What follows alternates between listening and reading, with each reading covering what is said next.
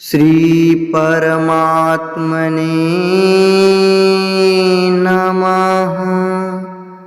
हरये नमः। श्री गुरुचरणकमलेभ्यो नमः। श्रीमद्भगवद्गीता अथ तृतीयोऽध्यायः। श्लोक 8।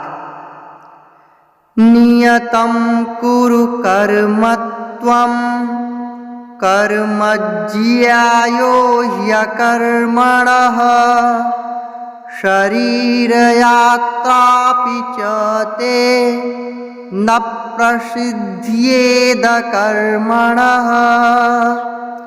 नियतं कुरु कर्म त्वं कर्म ज्यायो ह्यकर्मणः शरीरयात्रापि च ते न प्रसिद्ध्येद कर्मणः।